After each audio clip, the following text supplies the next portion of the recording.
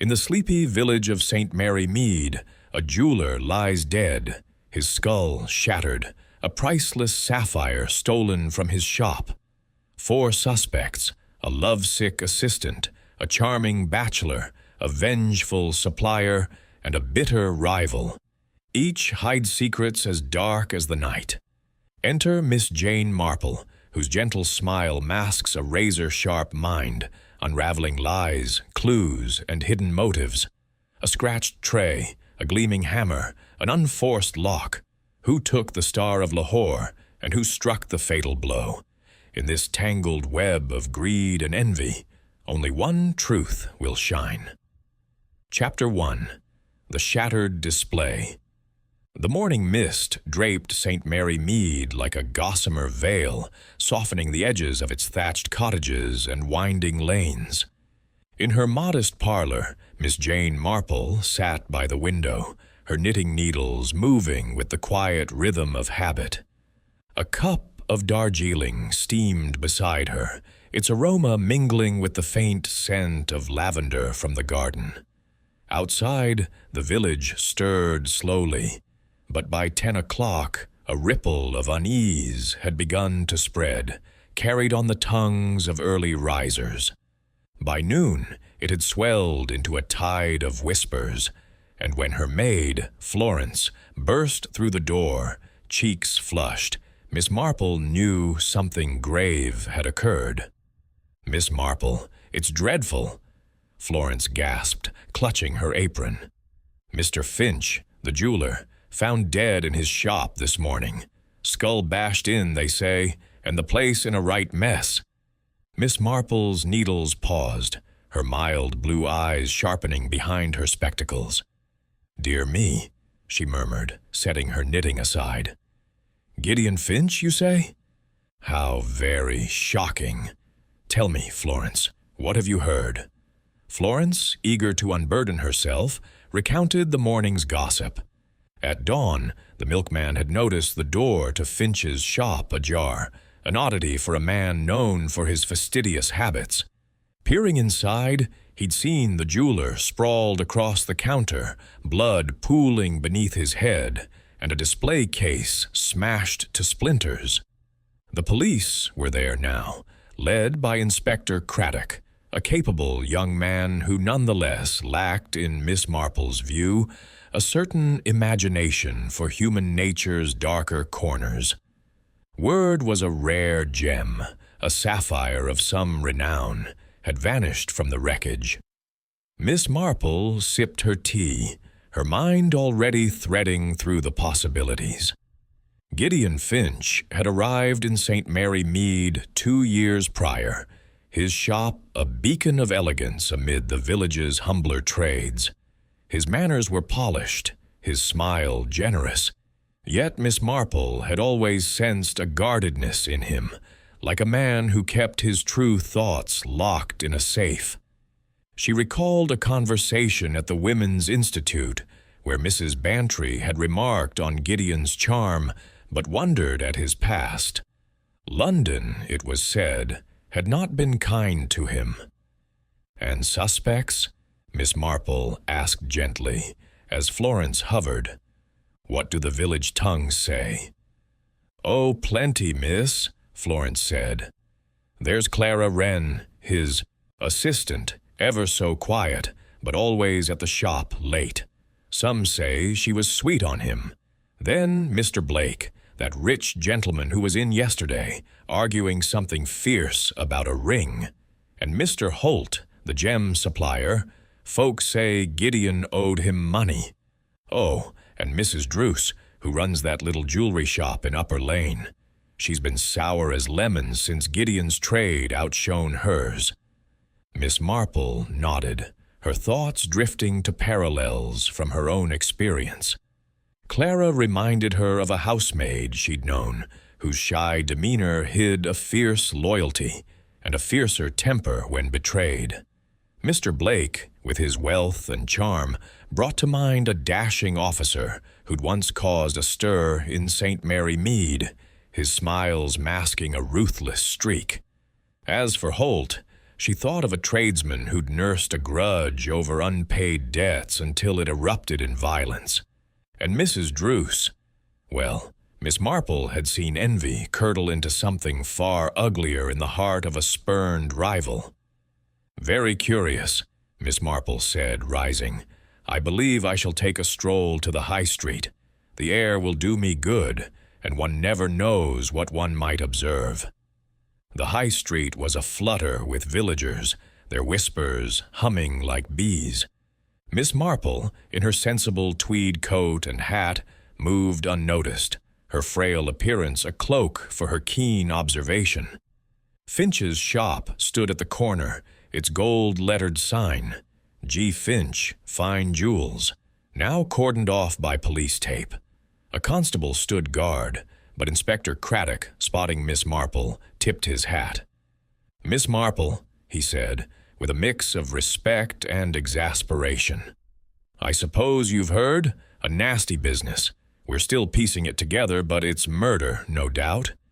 "Indeed," she replied, her eyes scanning the shop's facade. The front window gleamed, but a crack in the glass caught her attention, faint as a spider's thread. "Might I have a look, Inspector?" "I shan't touch a thing." Craddock hesitated, then nodded. "Just a glance, mind. It's a grim sight." Inside, the shop sparkled despite the chaos.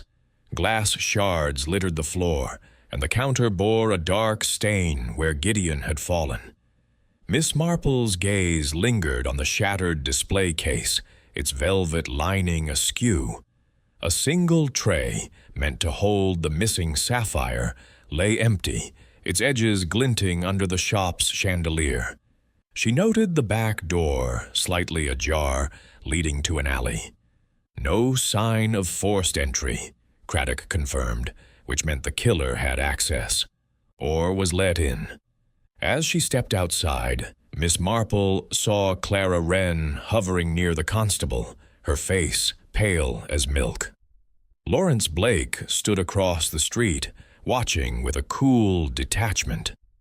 Ernest Holt's delivery van was parked nearby, and in the distance, Sylvia Druce's shop sign was just visible, its faded letters a stark contrast to Gideon's.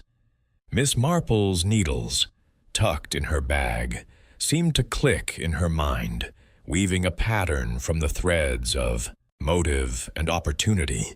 A sapphire, a death, and 4 souls with secrets. St. Mary Mead, she thought, was never quite as sleepy as it seemed. Chapter 2. The Shop of Secrets. The sun had barely climbed above the rooftops of St. Mary Mead when Miss Jane Marple set out for the High Street, her black leather handbag tucked under her arm, and her sensible shoes tapping lightly on the cobblestones. The village was awake now, its pulse quickened by the tragedy at Gideon Finch's jewelry shop. The air carried a chill, and the scent of damp leaves mingled with the faint tang of coal smoke from chimneys. Miss Marple's mind, however, was far from the autumnal calm. It was already sifting through the fragments of gossip Florence had relayed, testing each against her own observations of human nature, which, in her experience, was as predictable as it was devious. Gideon Finch's shop stood at the corner of High Street and Willow Lane, its elegant facade a stark contrast to the butchers and bakers beside it.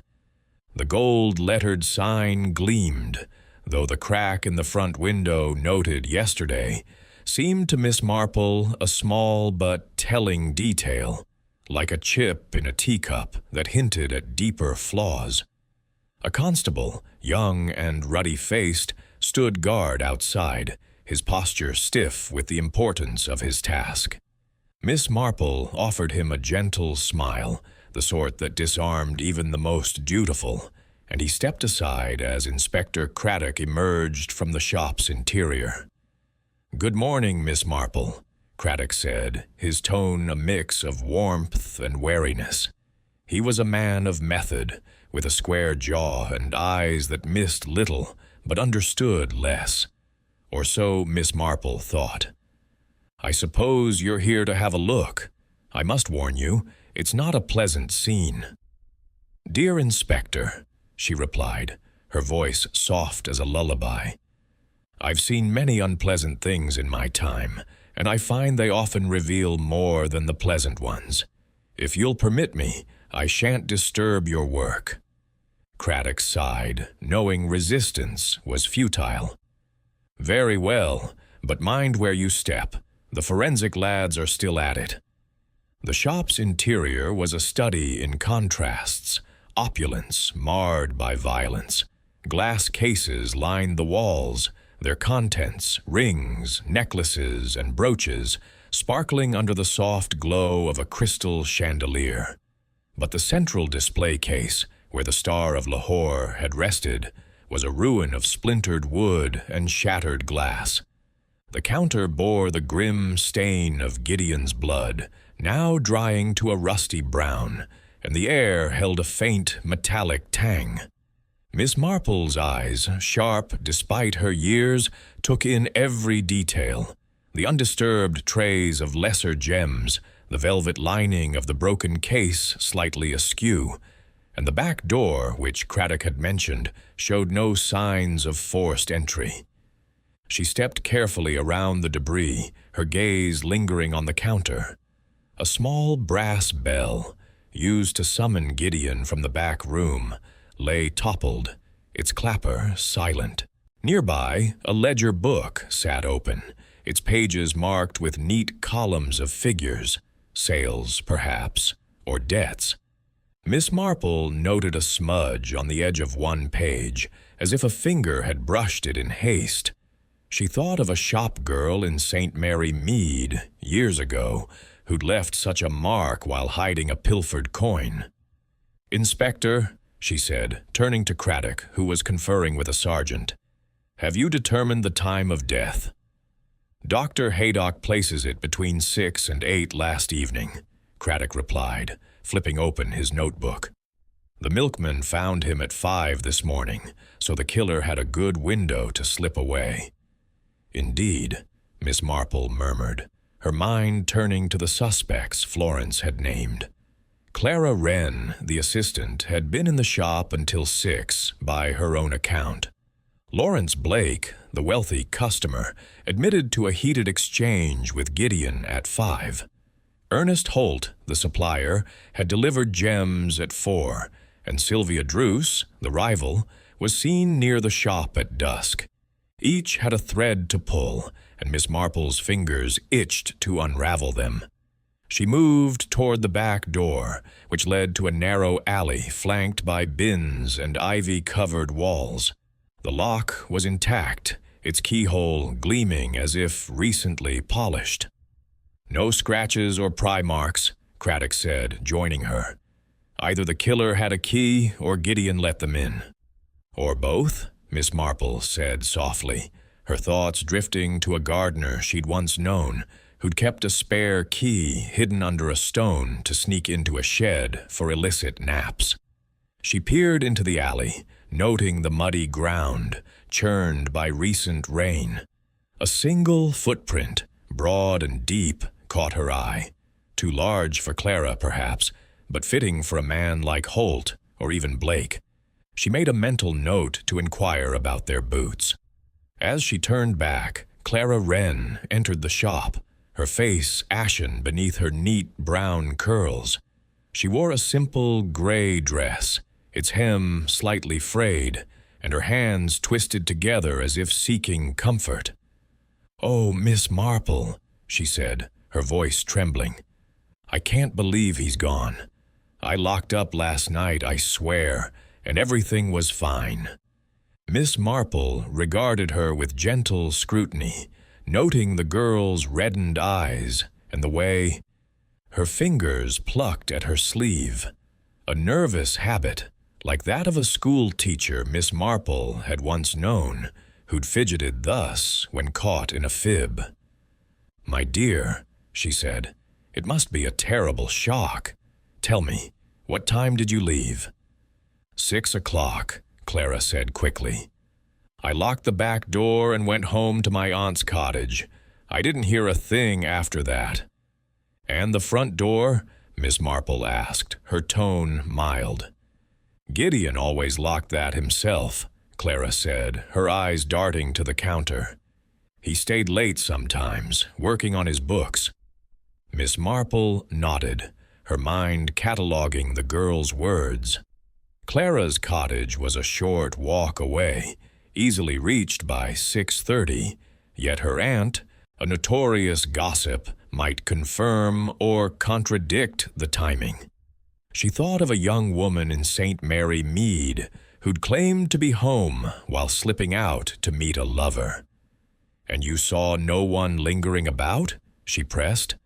Clara shook her head, but her gaze flickered to the alley door, and Miss Marple wondered what it was. The girl feared, or knew. Before she could ask more, Lawrence Blake appeared at the shop's entrance, his tailored coat and polished shoes marking him as a man of means. His dark hair was swept back, and his smile, though subdued, carried a practiced charm. "Miss Marple," he said, bowing slightly, "I heard you were taking an interest. Dreadful business, this. I was here yesterday, you know, but only briefly." "So I understand," Miss Marple said, her eyes meeting his. Blake's confidence reminded her of a barrister who'd once charmed a jury while hiding a theft. "You had words with Mr. Finch, I believe?" Blake's smile tightened. "A minor disagreement. I'd ordered a ring, a special piece for a friend, and Gideon botched the design. I left by 5, and he was very much alive." Miss Marple noted the precision of his timeline, as if rehearsed. She recalled a merchant who'd always had an answer ready, even when guilty. "And you went straight home?" she asked. "To my manor, yes," Blake said. "My housekeeper, Mrs. Tate, can confirm it." Miss Marple smiled faintly, thinking of housekeepers who'd sworn to alibis out of loyalty or fear. She thanked Blake and turned as Ernest Holt's heavy footsteps announced his arrival. The supplier was a broad man, his face weathered like an oak, with hands that looked more suited to a blacksmith than a gem merchant. His eyes, however, were sharp, and they narrowed at the sight of the broken case. "Mr. Holt," Miss Marple said, stepping forward. "You delivered gems yesterday, I'm told?" "Aye," Holt grunted, his voice rough as gravel. "Dropped off a parcel at 4. Gideon was fussing over his displays as usual. I was gone by past. "And your business with him?" Miss Marple asked, her tone as gentle as a breeze. Holt's jaw tightened. "He owed me money, £2,000 near enough, but I didn't kill him for it. Bad for business, that." Miss Marple observed the mud on his boots, matching the alley's churned earth. She thought of a farmer who'd sworn he'd stayed indoors during a storm, yet his boots told a different tale. "You left by the alley, I presume?" she said. Holt nodded, his eyes flicking to the back door. "Quicker that way."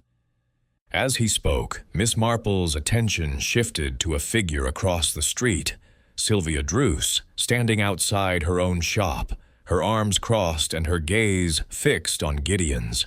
Her face, framed by graying hair, was taut with something more than grief, resentment, perhaps, or triumph. Miss Marple recalled a seamstress who'd watched a rival's downfall with just such an expression. She excused herself and crossed the street, her steps slow but purposeful. Sylvia's shop was a shadow of Gideon's, its shelves sparse and its windows smudged. The bell jingled as Miss Marple entered, and Sylvia looked up, her lips thinning. "Mrs. Druce," Miss Marple said, "I'm so sorry about Mr. Finch. It must be a shock, given your shared trade." Sylvia's eyes hardened. "He was no friend of mine. His prices drove my customers away, but I didn't wish him dead." "Of course not," Miss Marple said, her voice soothing. "Were you here last evening? By chance?" "I closed at 5, Sylvia said sharply. "I was home with my cat by 6. Miss Marple nodded, noting the defensiveness in Sylvia's tone, like that of a widow who'd once lied to protect a secret.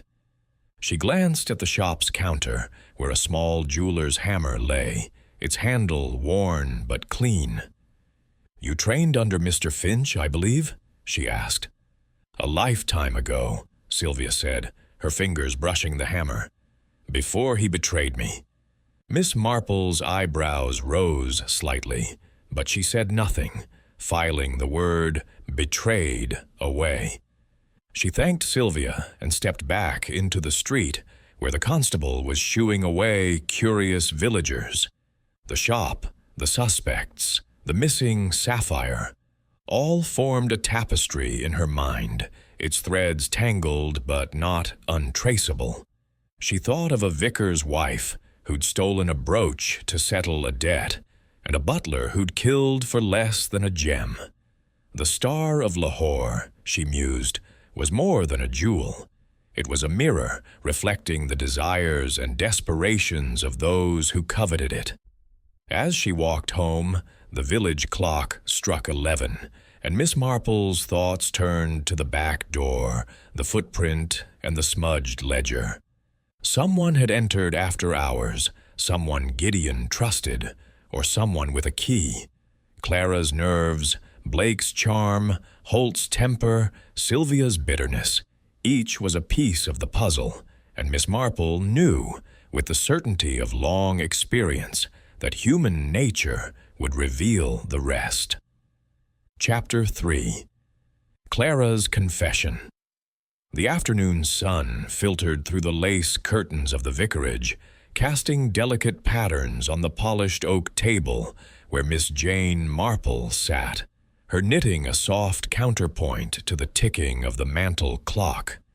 The vicarage, with its scent of beeswax and old books, was a haven of calm in Saint.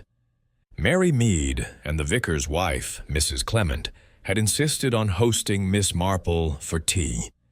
It was a fortuitous invitation, for Clara Wren, Gideon Finch's assistant, was also present, summoned under the guise of discussing the church fate, but clearly ill at ease. Her hands, clutching a chipped teacup, trembled slightly, and her eyes, red-rimmed, darted toward the window as if expecting pursuit. Miss Marple observed this with the quiet attentiveness of one who had spent decades watching the undercurrents of village life. Clara, with her neat brown curls and plain muslin dress, seemed a fragile creature, yet there was a tautness to her, like a violin string stretched near breaking. Miss Marple recalled a young governess in St. Mary Mead, whose nervous manner had hidden a secret love affair until a stolen letter betrayed her. Clara's agitation suggested something similar, a heart entangled perhaps with the late jeweler. "My dear," Miss Marple said, her voice as gentle as a summer breeze, "you must be dreadfully shaken by poor Mr. Finch's death. It's such a tragedy for one so young to witness." Clara's cup rattled against its saucer. "It's awful," she whispered. "I can't sleep, thinking of him lying there. He was so kind to me. Always." Mrs. Clement, bustling with maternal concern, patted Clara's arm. There, dear. You were fond of him, weren't you? He was quite the gentleman by all accounts." Clara's cheeks flushed, and she looked down, her fingers twisting the hem of her dress. Miss Marple noted the blush, so like that of a parlor maid who'd once confessed to pilfering sugar for a sweetheart. "You worked closely with Mr. Finch," Miss Marple said, her tone inviting confidence. "Did he share much about his life? His hopes, perhaps?" Clara hesitated, her eyes flickering to Mrs. Clement, then back to her cup. He talked of the future sometimes," she said softly. He said he wanted to leave St. Mary Mead one day, open a grand shop in London. He promised I could go with him, as his assistant, of course. Of course, Miss Marple echoed, though her mind caught the weight of that promise. A young woman, dazzled by a charismatic employer, might dream of more than a professional partnership. She thought of a milliner's apprentice who'd mistaken her master's flattery for love, only to find herself discarded. "And was he as kind in recent days?" she asked. Clara's lips quivered. "He was different lately, distracted. He'd stay late, poring over his ledger, muttering about debts. I thought he was worried about money, but he wouldn't tell me more." Miss Marple's needles clicked softly, her hands steady as her thoughts raced. Debts could drive a man to desperation, or make him a target. She recalled a shopkeeper in St. Mary Mead who'd hidden his financial ruin until a creditor's threat exposed him. "Did you notice anyone troubling him?" she asked. "A customer, perhaps? Or a visitor?" Clara shook her head, but her fingers tightened on her dress. "No one." "Well, Mr. Blake was cross about that ring, and Mr. Holt shouted about money once, but that was weeks ago. And Mrs. Druce, she came by last month, asking Gideon to join her shop, but he laughed her off." Miss Marple's eyebrows rose slightly. Sylvia Druce's overture was new and telling. A rival seeking alliance might harbor deeper resentments when rebuffed. She filed it away, her mind turning to Clara's own movements. "And last evening," she said, "you locked up at 6, I believe?"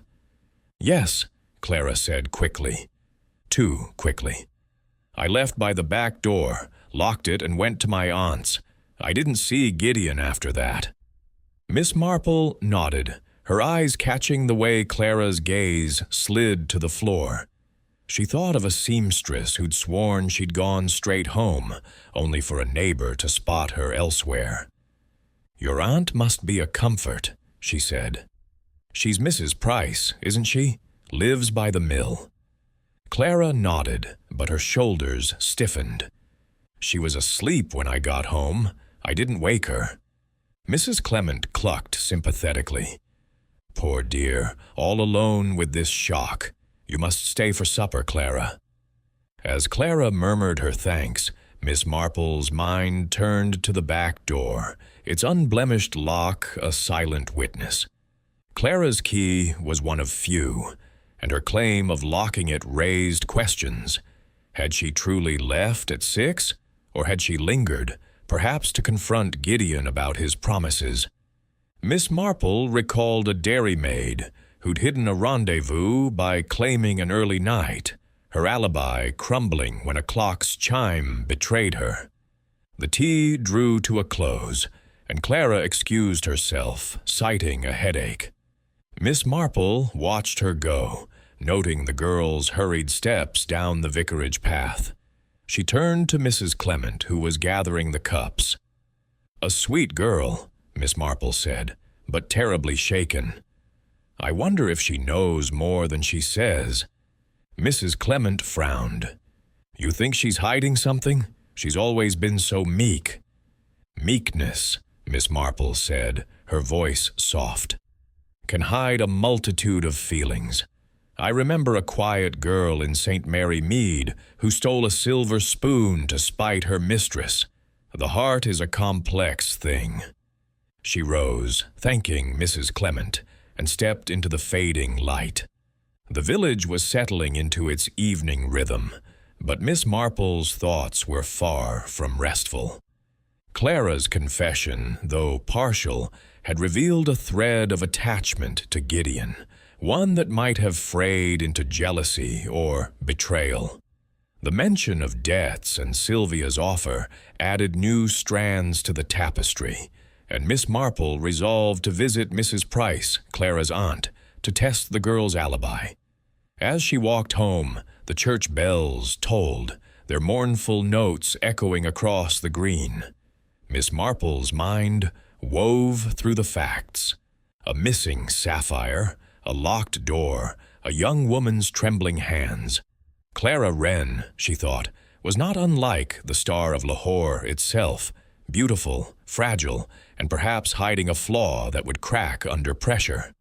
Chapter 4. The Customer's Charm.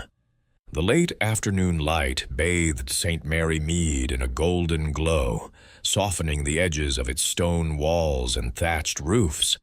Miss Jane Marple, her black handbag swinging gently at her side, made her way along the lane to Blake Manor, the grandest house in the village.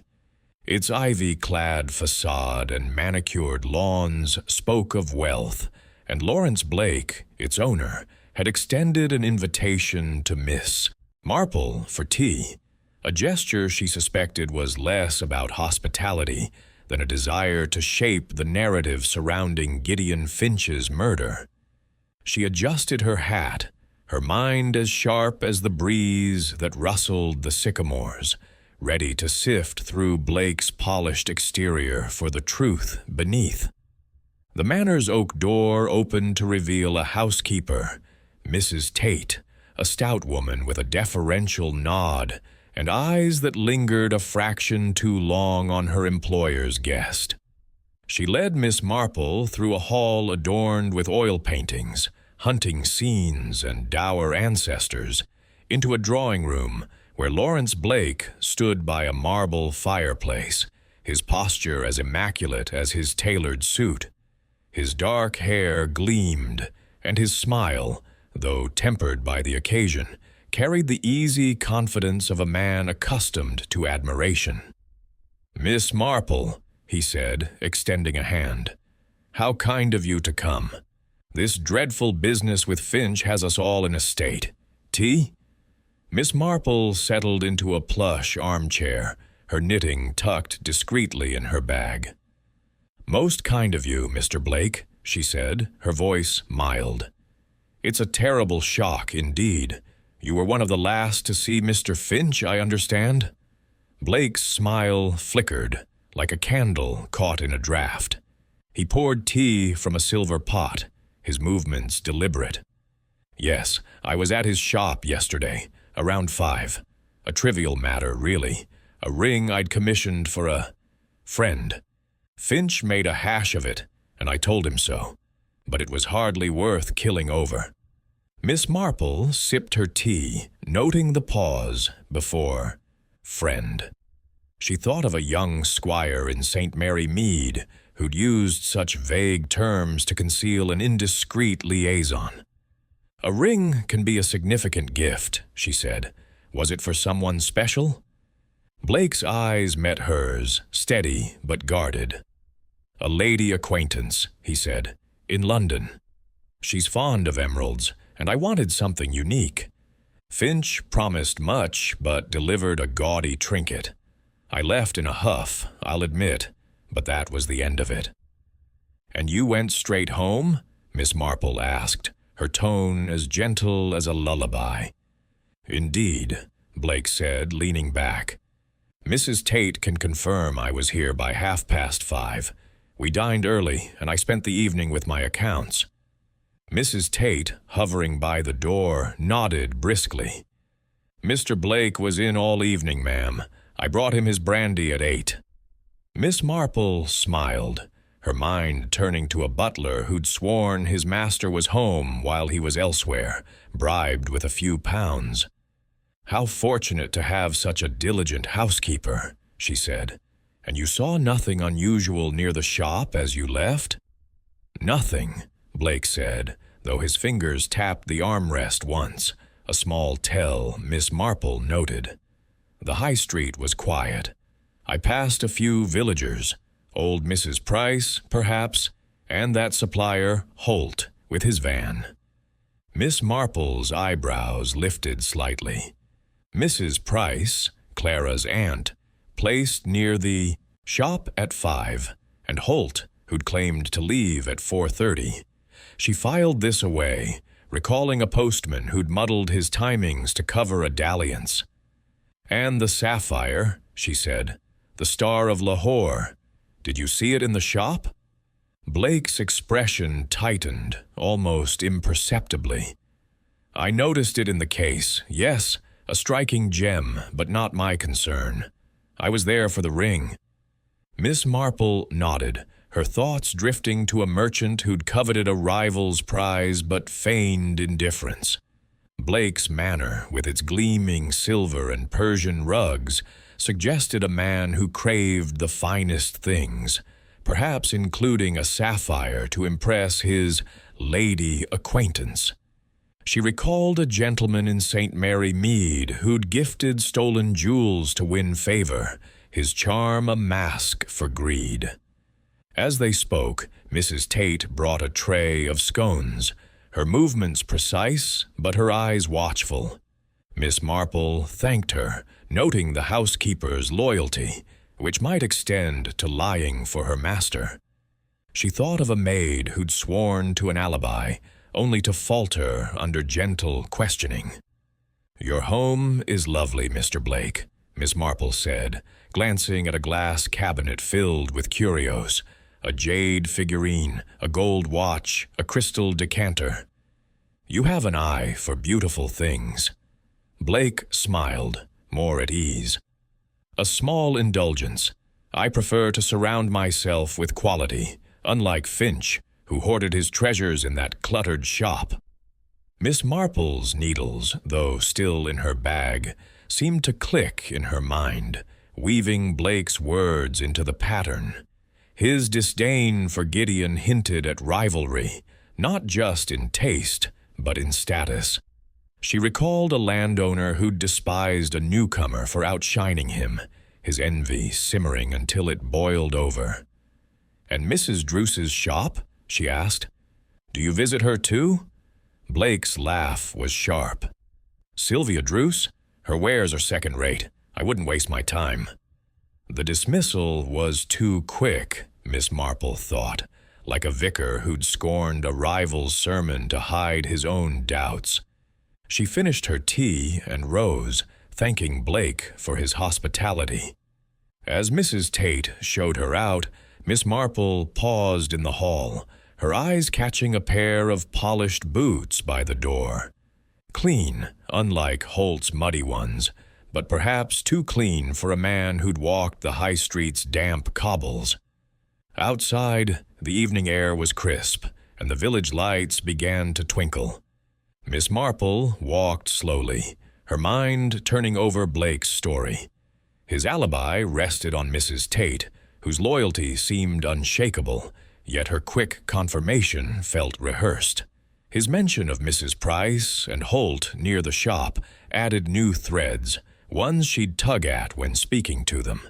And the sapphire, his casual mention of it suggested familiarity, perhaps more than he admitted. She thought of a young man in St. Mary Mead, all charm and smiles, who'd swindled a widow with promises of love. Blake's polish was similar, but beneath it lay something harder, a need to control, perhaps, or to possess. The star of Lahore, she mused, might tempt such a man, not for its beauty alone, but for what it could buy: admiration, devotion, power. As she reached her cottage, the church bells chimed, and Miss Marple resolved to visit Mrs. Price next, to test Blake's casual observation and Clara's trembling alibi. The truth, she knew, lay in the small things: the tap of a finger, the shine of a boot, the weight of a word unspoken. Chapter 5. The Supplier's Shadow. The morning mist had lifted from St. Mary Mead, leaving the village bathed in a pale, crisp light that sharpened the outlines of its chimneys and hedgerows. Miss Jane Marple, her shawl draped neatly over her shoulders, made her way to the Blue Boar, the local pub where Ernest Holt, the gem supplier, was known to linger over a pint after his deliveries. The pub's low beams and smoky air were a far cry from Blake Manor's elegance, But Miss Marple knew that truth often hid in such unpolished corners where tongues loosened and secrets spilled like ale. The Blue Boar was quiet at this hour, its tables occupied by a handful of farmers and a postman nursing a coffee. Holt sat in a corner, his broad frame hunched over a tankard, his weathered face set in a scowl. His hands, rough as tree bark, gripped the mug, and his boots, caked with mud from the alley behind Gideon's shop, left a faint trail on the floorboards. Miss Marple approached with her usual unassuming air, her eyes as bright and curious as a bird's. "Mr. Holt," she said, settling at a nearby table with a cup of tea procured from the barmaid. "I hope I'm not intruding. I've been so troubled by Mr. Finch's death, and I understand you knew him well." Holt's eyes flicked up, wary but not hostile. "Knew him well enough," he grunted, his voice carrying the grit of a man who'd spent years hauling crates. "Supplied his gems for nigh on 2 years. Didn't think he'd end up dead, though." Miss Marple nodded, her knitting needles emerging from her bag to click softly, a rhythm that often soothed others into candor. "It's a dreadful shock," she said. "You were at his shop yesterday, I believe, around 4? "Aye," Holt said, taking a swig of ale. "Dropped off a batch of garnets and a few opals. Gideon was fussing over his display, as always, muttering about that sapphire of his. I was in and out by 4:30, back to my lodgings in Upper Lane." Miss Marple's needles paused, her mind catching on his mention of the sapphire. She recalled a carpenter in St. Mary Mead who'd fixated on a neighbor's prized possession, his envy leading to a midnight theft. "The Star of Lahore," she said gently. "It must have been a fine gem to catch so much attention." Holt's jaw tightened, and he set his tankard down with a thud. "Fine enough," he said. "Gideon bragged about it often, said it'd make his fortune. Owed me £2,000, mind, and I told him he'd best sell that gem to settle up." Miss Marple's eyes lingered on his boots, their mud matching the alley's churned earth. "That must have been frustrating," she said, her tone sympathetic. "To be owed such a sum, and he with so valuable a jewel." Holt's fingers drummed the table, a restless gesture. "Frustrating, aye, but I didn't bash his head in. I'm a businessman, Miss Marple. Dead clients don't pay." She smiled faintly, thinking of a grocer who'd sworn the same, only to be caught with stolen goods. "Of course," she said. "And after you left, you saw no one near the shop? No one lingering in the alley, perhaps?" Holt's eyes narrowed, and for a moment he seemed to weigh his words. "Didn't linger myself," he said, "but I saw that Druce woman, Sylvia, crossing the street as I drove off. Looked like she was headed to Gideon's, though I didn't stop to watch." Miss Marple's mind sharpened at this. Sylvia Druce, seen near the shop at dusk by a neighbor, now placed there earlier by Holt. She recalled a seamstress who'd been spotted near a rival's shop before a fire broke out. Her presence explained away, until evidence proved otherwise. "Mrs. Druce," she mused. "How curious. And no one else?" Holt shrugged. "Maybe that girl, Clara, locking up later. Didn't pay much mind." Miss Marple nodded, her needles resuming their rhythm. Clara, claiming to leave at 6, might have been seen by Holt, or he might be deflecting. She thought of a blacksmith who'd muddied his story to shift suspicion. "You use the alley often, I take it," she said, glancing at his boots. "It's a shortcut, I suppose?" "Aye," Holt said, his tone gruff. "Saves time. Mud's a nuisance, but I'm used to it." The barmaid approached to refill Holt's tankard, and Miss Marple took the moment to observe him closely.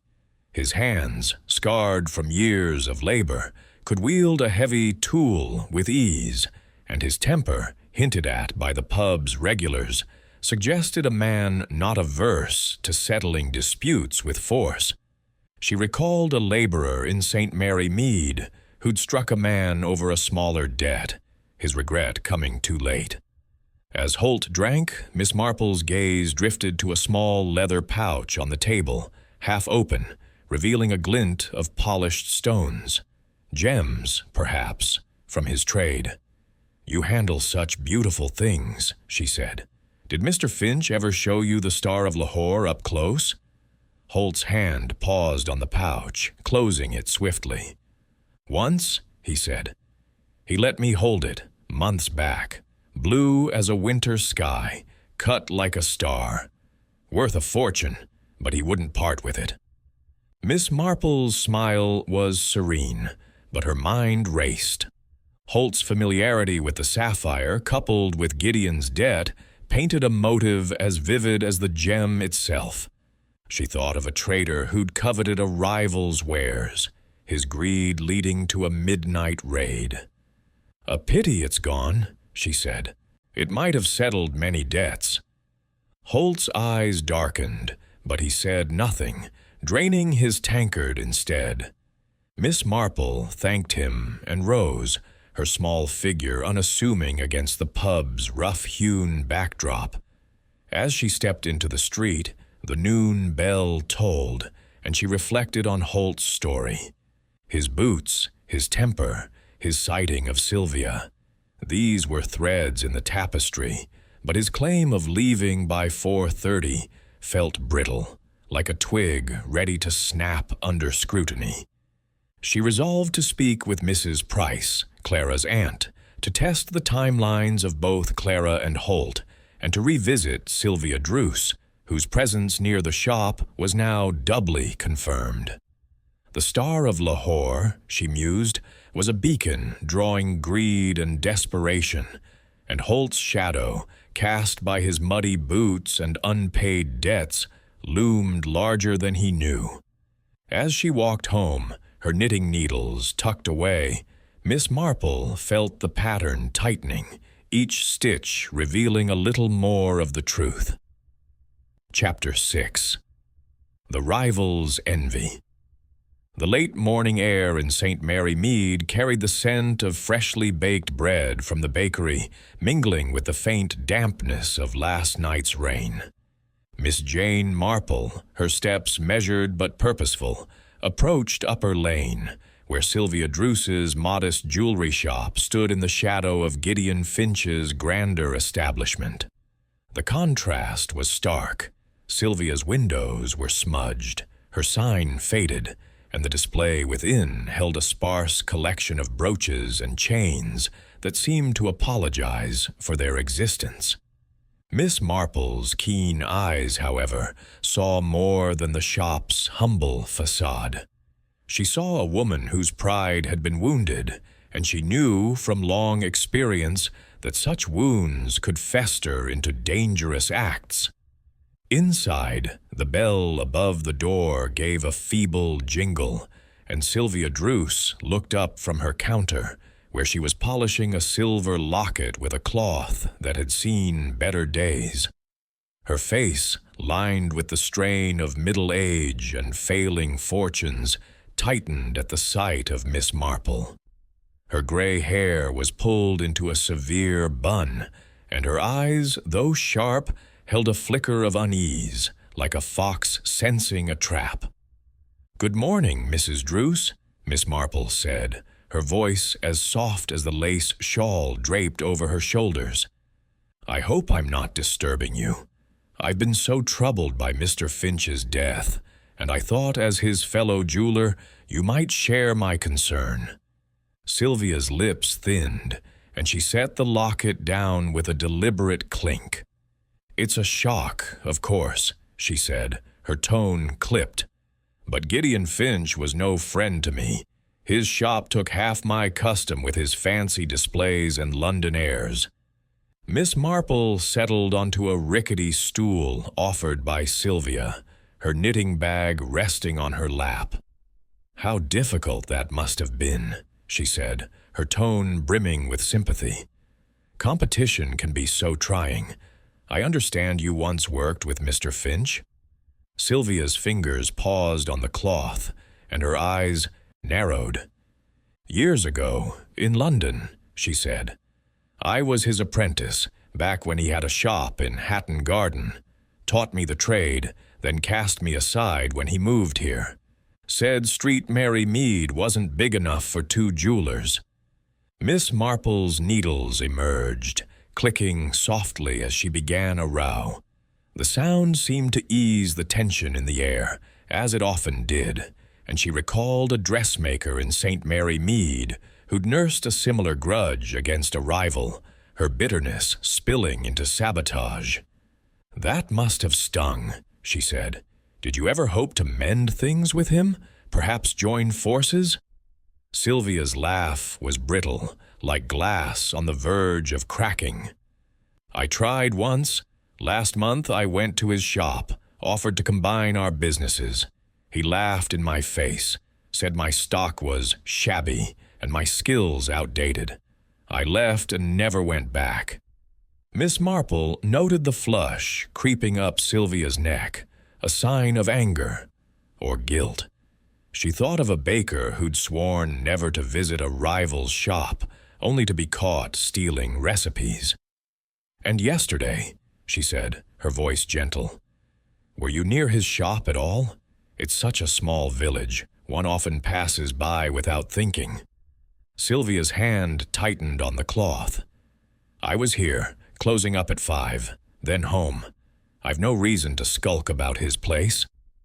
Miss Marple's eyes drifted to the counter, where the small jeweler's hammer she'd noticed before lay beside a tray of tools. Its handle was worn, but the head gleamed, as if recently cleaned. She recalled a gardener who'd polished his spade to hide traces of forbidden digging. "Of course," she said, "but it's curious. Someone saw you crossing the street toward Mr. Finch's around dusk." Sylvia's face paled, and for a moment her composure faltered. "Who said that?" she snapped, then caught herself. "I mean, they're mistaken. I might have walked that way to the post office, but I didn't go near his shop." Miss Marple nodded, her expression serene, but her mind alert. Ernest Holt had placed Sylvia near the shop earlier, and now a neighbor's account suggested dusk.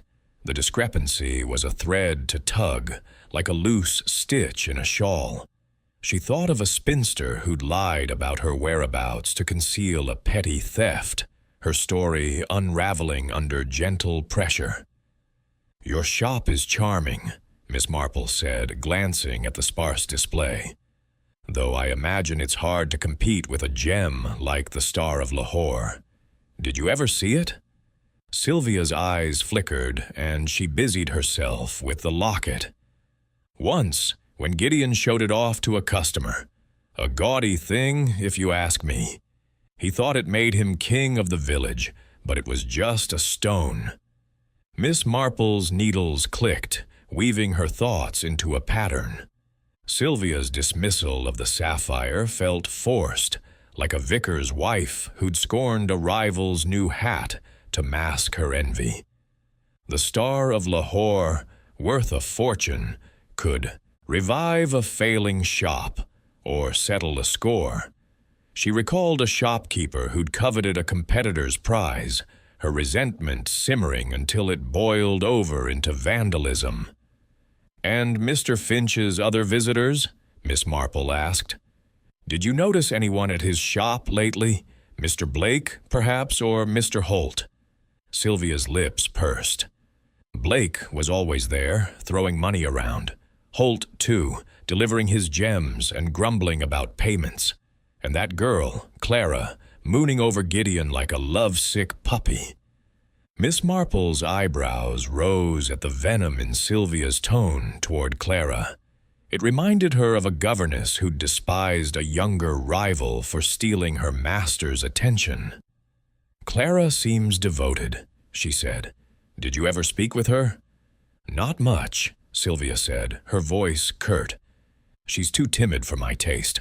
Always at Gideon's side, though, tidying his books or polishing his cases."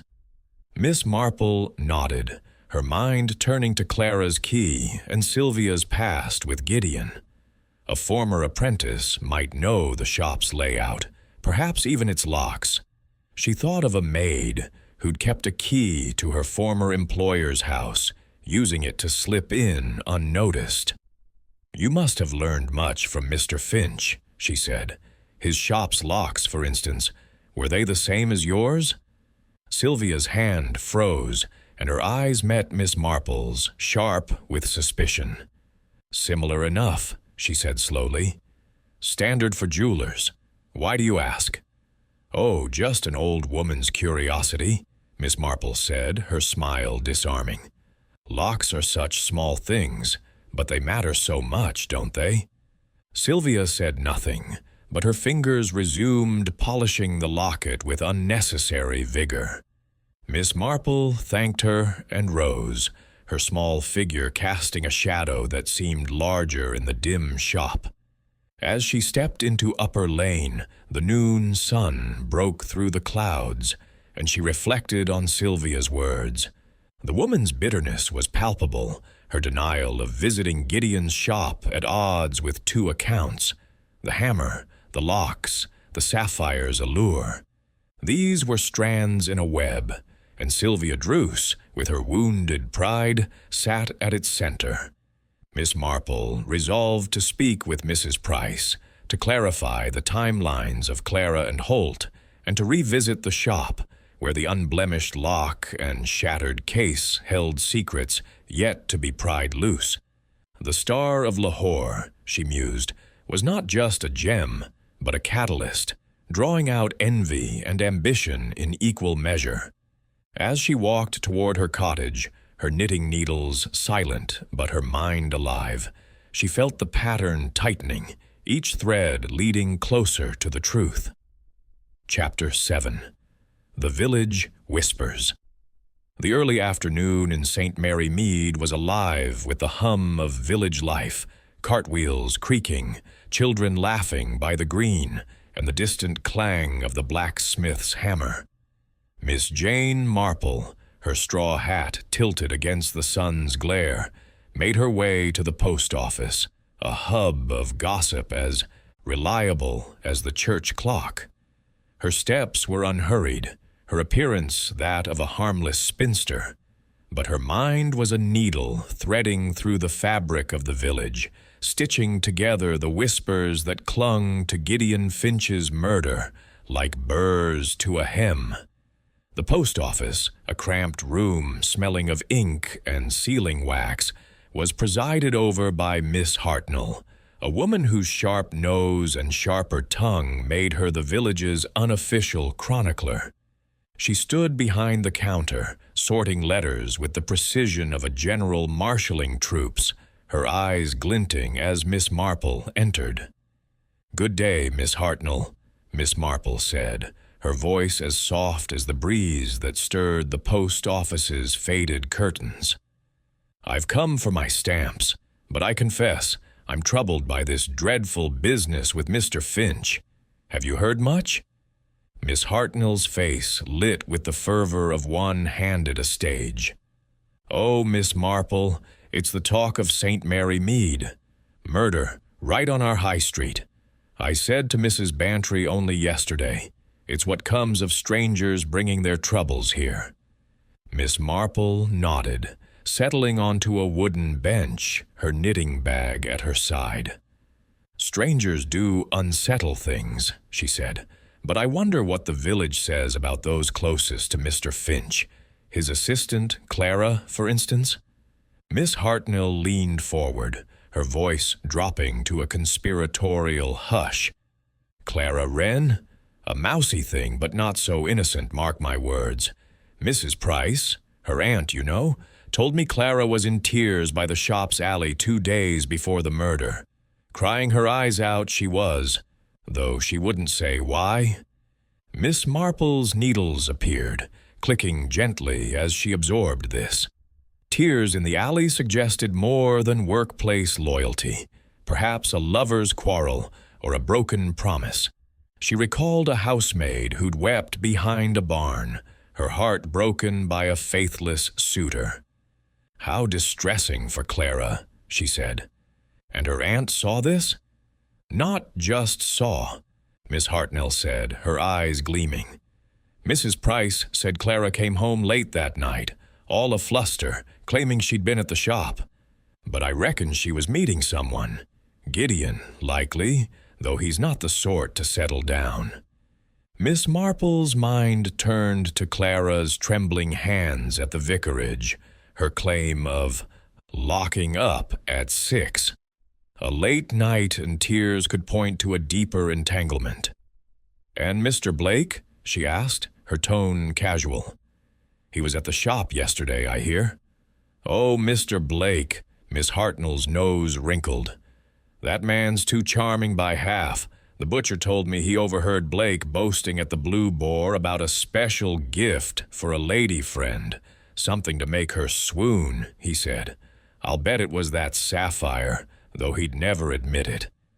Miss Marple's needles paused, her thoughts catching on Blake's polished alibi and his mention of a ring for a lady acquaintance. A boastful gift could, indeed, be the star of Lahore, meant to dazzle a paramour. She thought of a young dandy in St. Mary Mead who'd flaunted stolen trinkets to win a widow's favor. "How intriguing," she said. "And Mr. Holt, the supplier? He seems a rough sort." "Rough and then some," Miss Hartnell sniffed. "The baker saw him at the shop last week, shouting at Gideon about money owed. Threatened to sort him out. He did, right in the street. Everyone heard it." Miss Marple nodded, recalling Holt's muddy boots and his grudging admission of Gideon's £2,000 debt.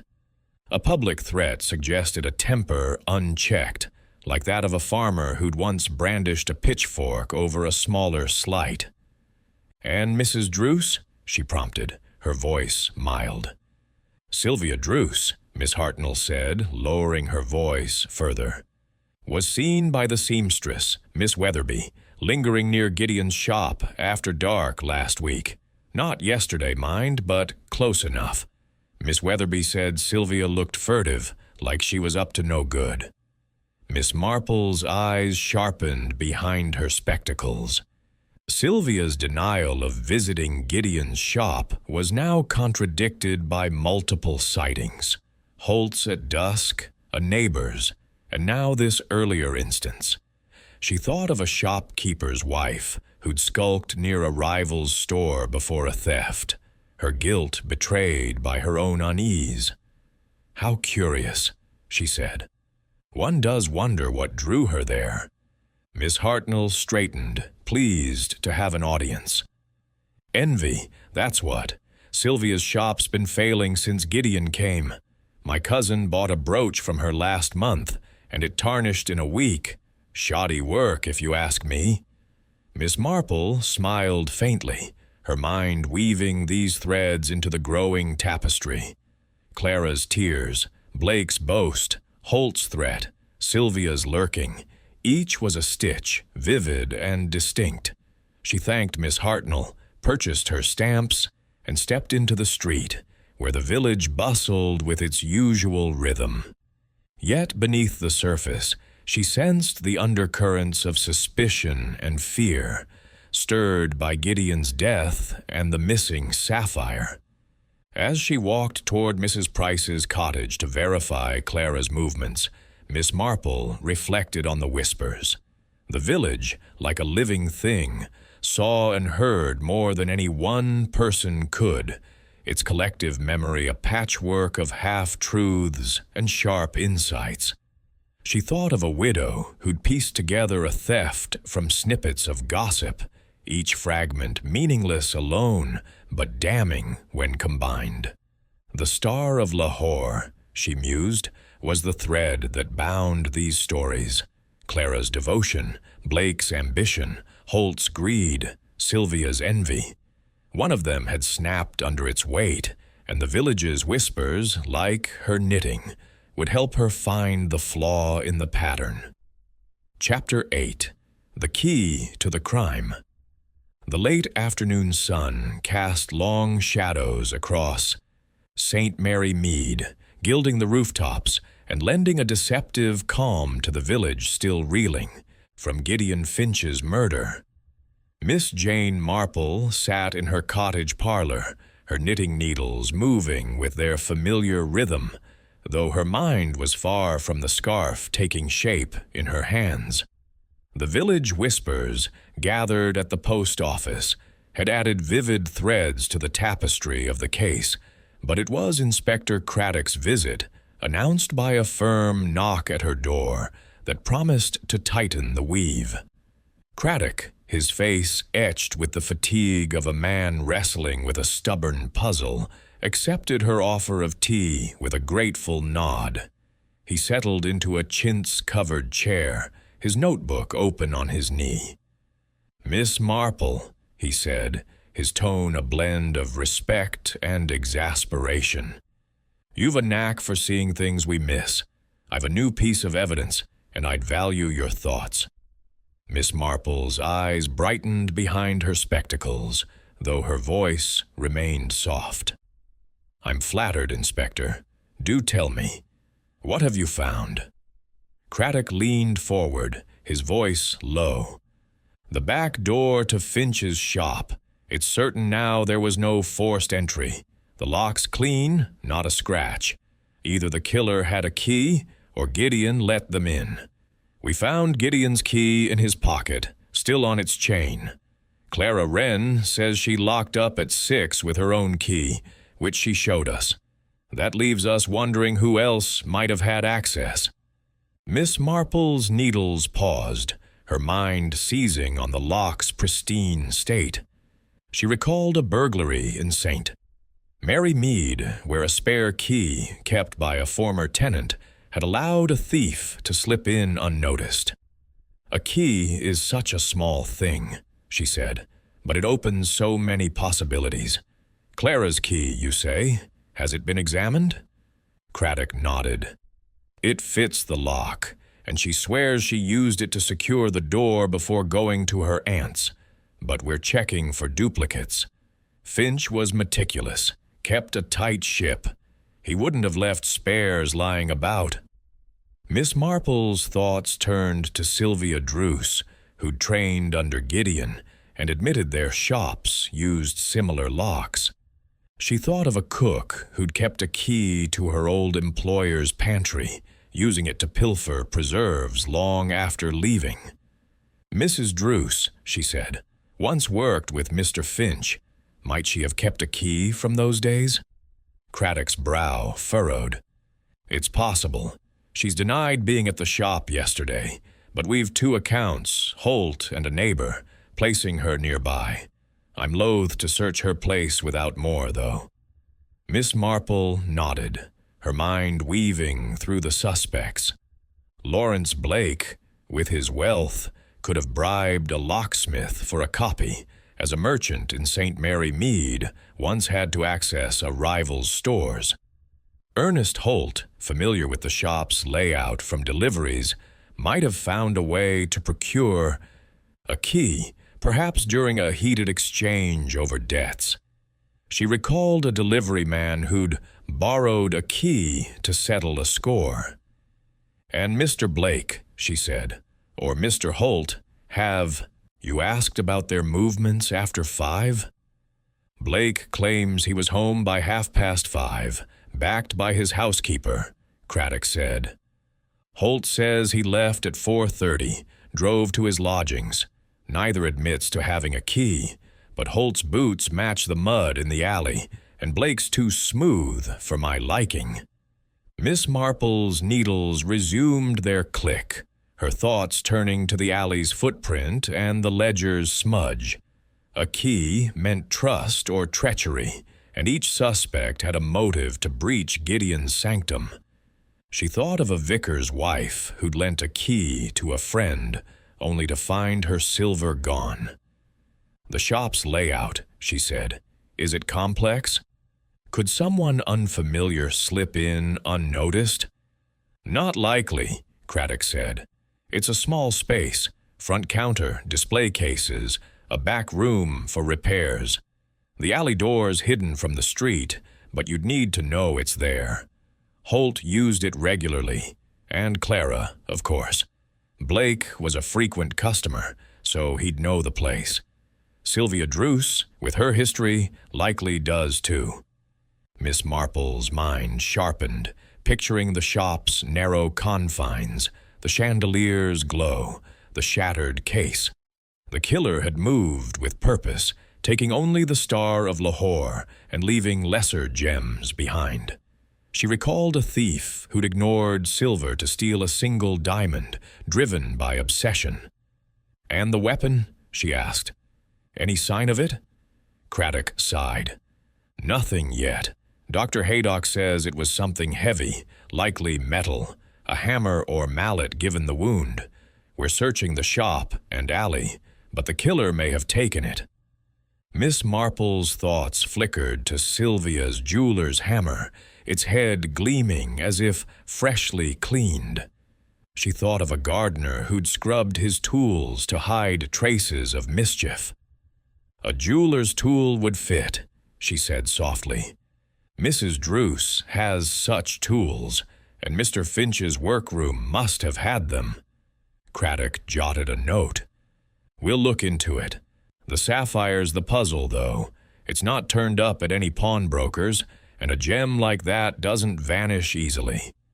Miss Marple nodded, her mind weaving the key, the weapon, and the sapphire into a pattern. Clara's devotion, Blake's ambition, Holt's greed, Sylvia's envy. Each could have turned a key to enter Gideon's world and shatter it. She recalled a widow who'd unlocked a rival's door to settle a grudge, her guilt betrayed by a single careless word. "Thank you, Inspector," she said, rising to pour more tea. "You've given me much to think on. I believe I'll visit Mrs. Price tomorrow to clarify Clara's movements, and perhaps another look at the shop would help." Craddock smiled, a touch of amusement in his eyes. "You're a marvel, Miss Marple. Just don't go solving this before we do." As he left, the evening shadows deepened, and Miss Marple sat by her window, her knitting idle. The key was the crux. She thought, a small thing that opened a door to murder. Sylvia's past, Blake's charm, Holt's temper, Clara's tears. Each held a piece of the truth, and the village's watchful eyes would help her find it. The Star of Lahore, she mused, was not just stolen but hidden, its light dimmed by the darkness of human nature. Chapter 9. A Glint of Truth. The morning in St. Mary Mead was crisp, with a breeze that carried the scent of damp earth and chimney smoke. Miss Jane Marple, her shawl snug against the chill, made her way back to Gideon Finch's shop on the high street. The village had settled into an uneasy quiet, but the cordon of police tape around the jeweler's door was a stark reminder of the violence that had shattered its peace. Miss Marple's mind, as ever, was a loom, weaving the threads of gossip, evidence, and human nature into a pattern that grew clearer with each step. Inspector Craddock, his face lined with the strain of a case that refused to yield, met her at the shop's entrance. The constable on duty tipped his cap, and Craddock, with a resigned sigh, allowed her inside. "You're relentless, Miss Marple," he said, a wry smile tugging at his lips. "We've combed this place top to bottom, but I suppose you'll spot something we've missed." "I only hope to see what's there, Inspector," Miss Marple replied, her voice mild, but her eyes sharp as she crossed the threshold. The shop, though tidied by the police, still bore the scars of the crime. The shattered display case, its velvet lining askew, and the counter now cleaned of blood, but marked by a faint discoloration. The chandelier cast a soft glow, catching the glint of lesser gems left untouched by the killer. Miss Marple's gaze lingered on the empty tray where the Star of Lahore had rested, its absence a silent accusation. She moved to the counter, her fingers brushing the edge where Gideon's ledger had lain, its smudged page noted earlier. The smudge, faint but distinct, suggested a hurried hand, perhaps one gloved or careless. She recalled a parlor maid in St. Mary Mead who'd left a similar mark on a stolen letter, her guilt uncovered by such a small detail. "Inspector," she said, "have you matched the fingerprint on the display case?" Craddock shook his head. "It's too smudged for a clear print. The killer was careful, or lucky. We've dusted the whole shop, but nothing conclusive." Miss Marple nodded, her thoughts turning to the tools of a jeweler's trade. A smudged print could mean a cloth or glove used to wipe away evidence, like the polished hammer in Sylvia Druce's shop. She stepped to the broken case, noting a tiny scratch on the velvet tray, as if the sapphire had been pried out in haste. "This scratch," she said, pointing, "it's quite fresh, isn't it? As if someone fumbled with a tool." Craddock peered closer, his brow furrowing. "Could be. The case was smashed, but the tray itself wasn't damaged. Just this mark. You think the killer used something specific?" "Perhaps," Miss Marple said, her mind drifting to a silversmith who'd scratched a stolen plate while prying out a gem. A jeweler's tool, small and precise, might leave such a mark. Mr. Finch had such tools, I presume? "In the back room," Craddock said, leading her to a narrow space behind a curtain. The workroom was cluttered with pliers, loops, and a small anvil, but no hammer was evident. "We found plenty of tools, but nothing heavy enough for the murder weapon. Dr. Haydock's certain it was a mallet or hammer, something with weight." Miss Marple's eyes scanned the room, noting the orderly chaos of a craftsman's lair. A drawer, slightly ajar, held a cloth stained with polish, and she wondered if it had been used to clean more than tools. She thought of a carpenter who'd wiped his saw to hide traces of sabotage. "And the sapphire," she said. "No trace at the pawnbroker's?" "Not yet," Craddock said. "I've got men checking every shop within 20 miles. A gem like that's hard to fence without drawing eyes." Miss Marple's thoughts turned to Sylvia Druce, whose failing shop might tempt her to sell a stolen gem discreetly. She resolved to visit the village pawnbroker herself, to probe for any whispers of sapphires. "Might I see the back door again?" she asked.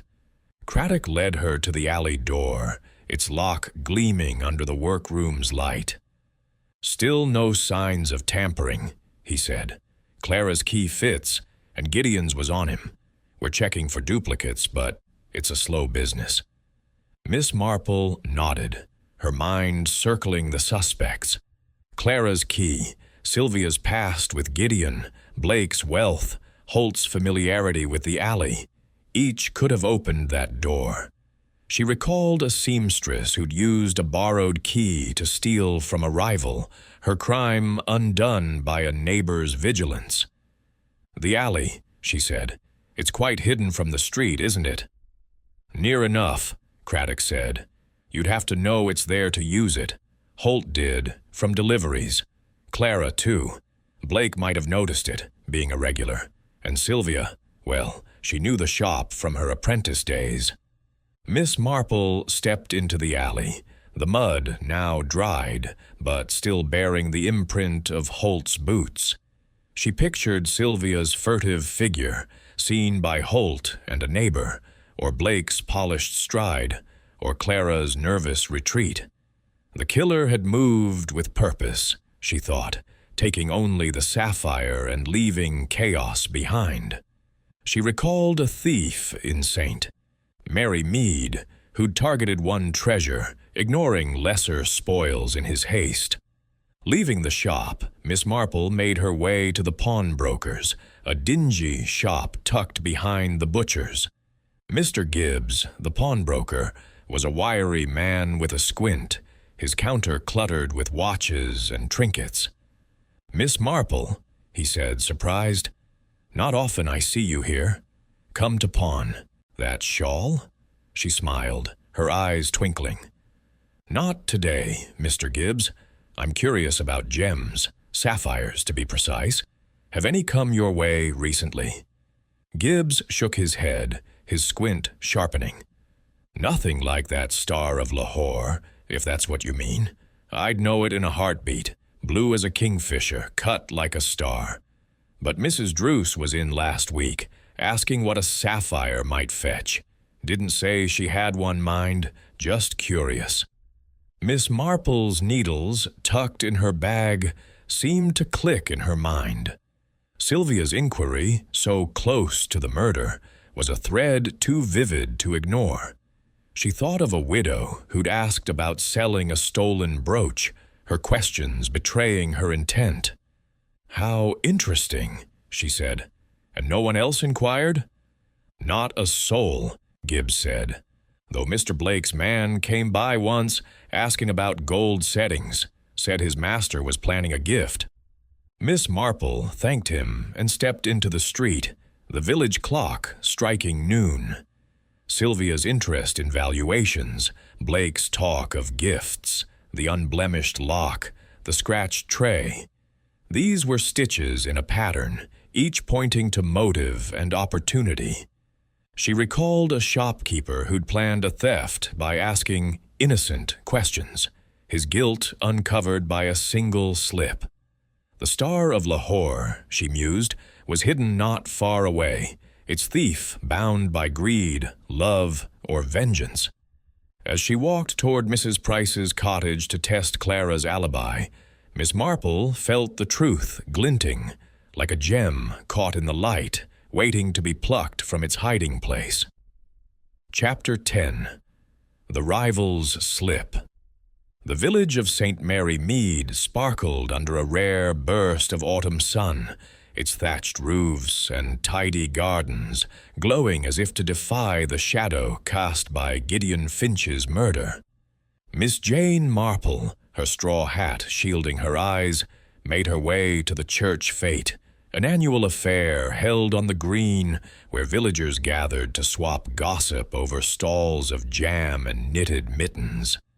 The fete was a perfect stage for observation, and Miss Marple knew that in the bustle of chatter and clinking teacups, secrets often slipped like coins from a loose pocket.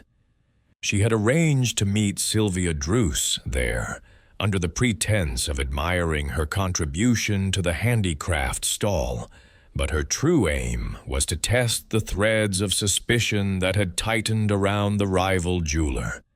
The green was alive with activity. Children darted between tables. The vicar blessed a raffle, and the scent of scones wafted from a tent. Miss Marple spotted Sylvia near the tea stall, her gray bun severe against the festive backdrop, her hands arranging a tray of modest brooches with a care that belied her shop's decline.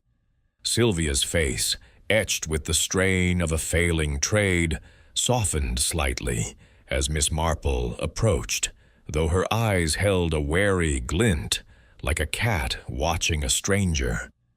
"Good afternoon, Mrs. Druce," Miss Marple said, her voice as warm as the tea she accepted from a volunteer. "Your brooches are charming. It's so kind of you to contribute, especially with all this trouble about poor Mr. Finch." Sylvia's lips tightened, but she managed a nod. "It's a distraction," she said, her tone clipped. "The village needs its routines, murder or no." Miss Marple settled onto a bench beside the stall, her knitting bag at her side, its needles silent but poised. "Quite right," she said. "Though it's hard to forget such a tragedy. That sapphire, the star of Lahore, seems to have captured everyone's imagination. Did you ever see it in its new display case? Sylvia's hand faltered, a brooch slipping from her fingers to the table. "The display case?" she said, her voice catching. I heard Gideon had a new one, but I never saw it. I told you, I haven't been in his shop." Miss Marple's eyes, mild behind her spectacles, noted the flush creeping up Sylvia's neck. The slip was small but telling. Gideon's new case, installed only a week before his death, wasn't common knowledge, yet Sylvia had spoken of it as if familiar. Miss Marple recalled a seamstress in St. Mary Mead who'd betrayed her theft by mentioning a detail only the culprit would know, her tongue outpacing her caution. "Oh, my dear," Miss Marple said, her tone sympathetic. "I must have misunderstood. I thought perhaps you'd passed by and glimpsed it through the window." Sylvia's fingers tightened on a brooch, her eyes darting to the crowd. "No," she said, too quickly. "I mean, I might have walked past, but I didn't stop. I was home by 6, as I said." Miss Marple nodded, her mind weaving Sylvia's words into the pattern. Holt had seen her near the shop at dusk, a neighbor at a similar hour, and now this mention of the display case. She thought of a governess who'd lied about her whereabouts, her story unraveling when pressed gently. "Of course," Miss Marple said. "Though it's curious, someone mentioned seeing you near the high street that evening. People do notice things in a village like this." Sylvia's face paled, and she busied herself rearranging her tray, her movements jerky. "People talk nonsense," she snapped. "I was home, feeding my cat. Whoever said otherwise is mistaken." Miss Marple's needles emerged, clicking softly as she began a row, the sound a soothing counterpoint to Sylvia's agitation. "Village tongues do wag," she said, "but they often catch a grain of truth. I remember a young woman in St. Mary Mead who swore she was home, yet a neighbor saw her shadow in the wrong place. It's the small things that betray us." Sylvia's eyes met hers, sharp with something like fear, and Miss Marple felt the thread pull tighter. The sapphire, the key, the hammer, Sylvia's past with Gideon and her failing shop wove a motive as vivid as the gem itself. She recalled a shopkeeper's wife who'd confessed to theft after a slip about a stolen item's hiding place, her guilt spilling under gentle pressure. As the fate hummed around them, Miss Marple's gaze drifted to the crowd. Clara Wren was there, pale and withdrawn, helping at the cake stall, her eyes avoiding Sylvia's. Lawrence Blake stood by the raffle, his charm drawing smiles from the village matrons, though his glance toward Sylvia was cool. Ernest Holt was absent, likely at the Blue Boar, but his muddy boots and heated words lingered in Miss Marple's mind. Each suspect was a stitch, but Sylvia's slip about the display case was a knot, tying her closer to the crime. "Mrs. Druce," Miss Marple said, her voice gentle, "you must find it hard, with Mr. Finch's shop drawing all the trade. That sapphire would have been a temptation for anyone." Sylvia's hand froze, and for a moment her composure cracked. "I didn't want his wretched gem," she said, her voice low. "I just wanted my shop to survive. Gideon took everything, my customers, my pride, but I didn't kill him."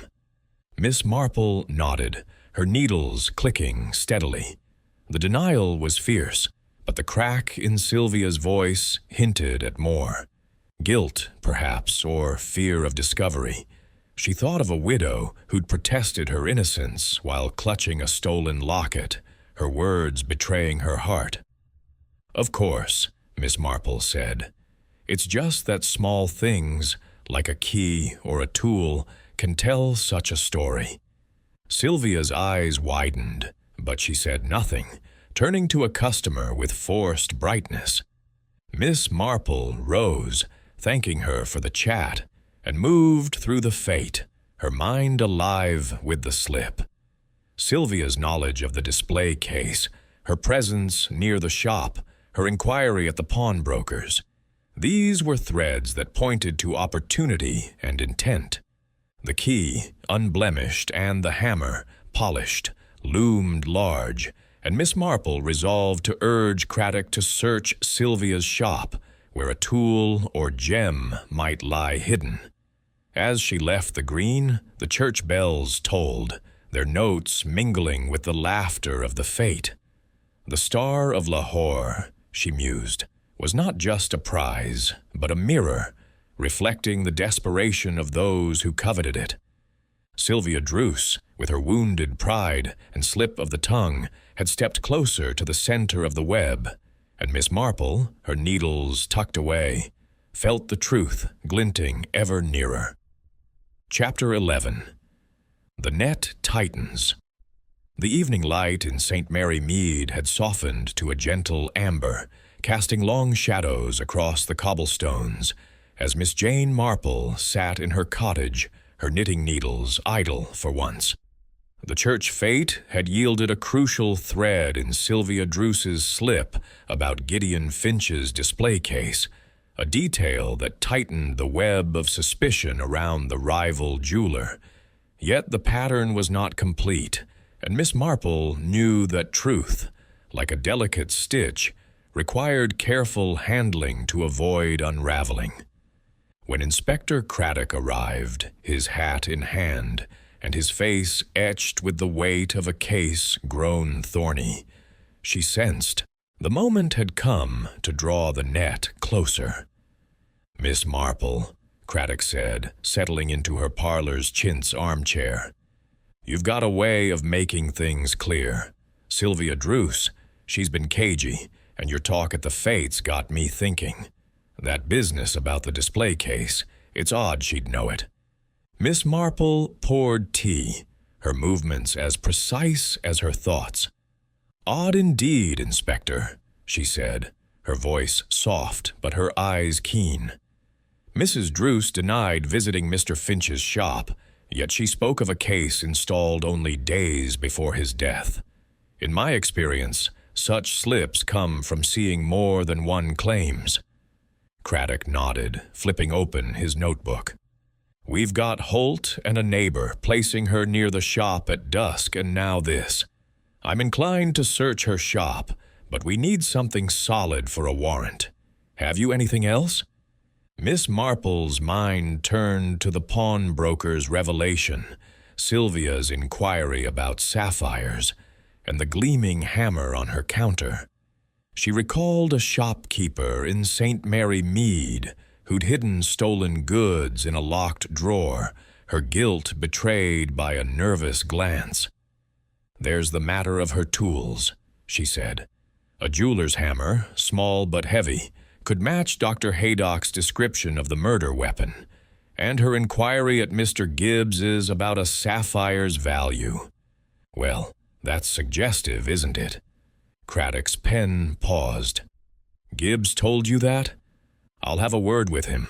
A hammer's a start, but we need more to tie her to the crime." Miss Marple's needles emerged, clicking softly as she wove her thoughts. "The scratch on the sapphire's tray," she said, "was precise, like a jeweler's tool. If Mrs. Druce's hammer bears a similar mark, it might be telling. And her shop's lock, so like Mr. Finch's, she may have kept a key from her apprentice days." Craddock jotted this down, his brow furrowed.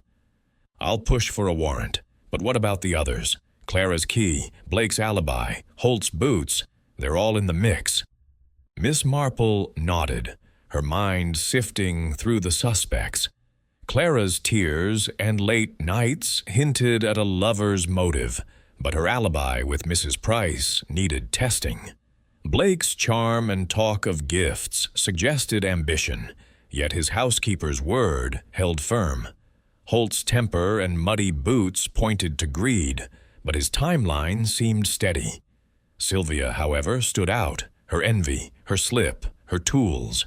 She thought of a widow who'd struck a rival over a lesser slight, her guilt hidden until a search revealed the truth. "Inspector," she said, "might I suggest a quiet word with Mrs. Price first?"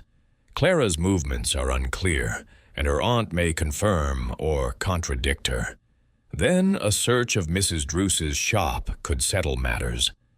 Craddock agreed, and the next morning Miss Marple accompanied him to Mrs. Price's cottage by the mill, a tidy dwelling with roses climbing its walls. Mrs. Price, a stout woman with a gossip's gleam in her eye, welcomed them with tea and a flood of words. "Clara's been a wreck," she said, "ever since Mr. Finch died. She came home at 6:30 that night, all flushed and quiet, but she didn't say much." Miss Marple's eyes sharpened. Clara had claimed to leave the shop at 6, a walk of 10 minutes at most. 6:30, she said gently. Was she often so late? Mrs. Price frowned. Not usually. She said she'd been tidying the shop, but she looked like she'd been crying again. I saw her in the alley 2 days before, sobbing something fierce. Miss Marple nodded, the discrepancy a thread to pull. Clara's delay suggested she'd lingered, perhaps with Gideon or another. She thought of a maid who'd dallied after hours, her tears masking a theft. "And did you see anyone else near the shop that evening?" she asked. "Only Mr. Blake," Mrs. Price said, strolling by around 5. "Looked cross, he did. And that Druce woman. I saw her crossing the street toward the shop just before dusk, carrying a bag." Craddock's pen moved swiftly, and Miss Marple's needles paused. Sylvia again placed at the scene, now with a bag, perhaps to carry a gem or conceal a weapon. She recalled a spinster who'd carried stolen silver in a basket, her innocence feigned until a search proved otherwise. Armed with this, Craddock secured a warrant, and by noon they stood in Sylvia's shop. The rival jeweler's face was a mask of indignation as Craddock explained the search, but her hands trembled as his men opened drawers and lifted floorboards. In a locked drawer, they found a jeweler's hammer, its head bearing a fresh scratch that matched the sapphire's tray. Sylvia's voice rose in protest. "That's mine," she cried. "I've had it years. It's no crime to own a tool." Miss Marple's eyes lingered on the hammer, its shine too new for an old relic. She thought of a blacksmith who'd polished his tools to hide bloodstains, his guilt uncovered by a single mark. "Of course," she said softly, "but scratches do tell tales, don't they?" Sylvia's protests faltered, her eyes darting to the drawer. Craddock, noting her unease, pressed further, but no sapphire emerged. Miss Marple, however, felt the net tightening. Sylvia's slip, her presence, her tool, these were stitches closing around her. Clara, Blake, and Holt remained, but their threads grew fainter as Sylvia's darkened. As they left the shop, the village clock struck 1, and Miss Marple's mind turned to the sapphire's hiding place. Sylvia's shop, she thought, held more than tools, and a final reckoning was near. The star of Lahore, like a star in a clouded sky, was waiting to be revealed, and Miss Marple, her needles silent, knew the truth was but a stitch away. Chapter 12. The Sapphire's Secret. The village hall of St. Mary Mead, with its polished oak floors and bunting-draped rafters, was an unlikely stage for a denouement, yet it was here that Miss Jane Marple chose to gather the threads of Gideon Finch's murder. The late afternoon sun streamed through the tall windows, casting a warm glow over the assembled suspects, Clara Wren, Lawrence Blake, Ernest Holt, and Sylvia Druce. each seated in a semicircle of wooden chairs, their faces a study in unease. Inspector Craddock stood by the door, his notebook tucked away, his eyes fixed on Miss Marple, who stood before them, her frail figure belying the sharpness of her mind. Her knitting bag rested at her feet, a silent companion, as she prepared to unravel the pattern that had eluded the village for days. "Ladies and gentlemen," Miss Marple began, her voice gentle but clear, "a terrible crime has shaken St. Mary Mead. Mary Mead and the loss of Mr. Finch, with the theft of his Star of Lahore, has left us all searching for answers. But truth, like a well-stitched seam, reveals itself in the small things, slips of the tongue, marks left in haste, shadows seen by watchful eyes." Clara's hands twisted in her lap, her eyes red-rimmed. Blake's polished smile was strained, his fingers tapping his knee. Holt's scowl deepened, his muddy boots shifting restlessly. Sylvia Druce sat rigid, her gray bun tight, her gaze darting to the door as if longing to flee. Miss Marple's eyes, mild behind her spectacles, missed none of this, and she thought of a village dance years ago, where a thief's nervous glance had betrayed her before a single step was taken. "Let us begin with the facts," Miss Marple said. "Mr. Finch was killed between 6 and 8 in the evening, struck with a heavy tool. A jeweler's hammer, Dr. Haydock believes. The Star of Lahore, a sapphire of great value, was taken from a shattered display case, yet no other gems were touched. The back door, unforced, suggests a key or trust opened it. Each of you had reason to be near the shop, and each has a story to tell." She turned to Clara, whose face paled. "Miss Wren, you loved Mr. Finch, didn't you? Your tears in the alley, your late return to your aunt's, 6:30, not 6, as you claimed, suggest a heart entangled. Perhaps you argued with him, felt betrayed by his distant manner. But your key was accounted for, and your grief, though deep, seems innocent of violence." Clara's sob broke the silence, and Miss Marple thought of a love-sick maid in St. Mary Mead, whose tears masked no crime but a broken heart. "I didn't hurt him," Clara whispered. "I locked up and left, I swear it." Miss Marple nodded, her gaze shifting to Blake. "Mr. Blake, your charm and wealth make you a man who gets what he wants. You argued with Mr. Finch over a ring, boasted of a special gift for a lady. The sapphire would dazzle, wouldn't it? Your housekeeper swears you were home by 5:30, but your boots, so clean despite the muddy high street, suggest care to avoid traces. Yet your motive seems more pride than desperation." Blake's smile tightened, but he said nothing, and Miss Marple recalled a dandy who'd lied about his whereabouts, his alibi holding until a servant's honesty crumbled it. She turned to Holt. "Mr. Holt, your £2,000 debt gave you cause to resent Mr. Finch. Your boots match the alley's mud, and your temper is no secret. You saw Mrs. Druce near the shop at dusk, you said, but your own timeline, leaving at 4:30, holds firm with your lodgings log. Greed might drive a man to theft, but murder requires a fiercer spark." Holt's fists clenched, but he grunted. "I didn't touch him. Debts don't mean murder." Miss Marple's eyes settled on Sylvia Druce, whose hands gripped her chair, her face a mask of defiance. "Mrs. Druce," she said, "your shop struggled against Mr. Finch's success. You trained under him, knew his locks, perhaps kept a key. You were seen near his shop at dusk, inquired about sapphires at the pawnbroker's, and spoke of his new display case. A detail you shouldn't have known.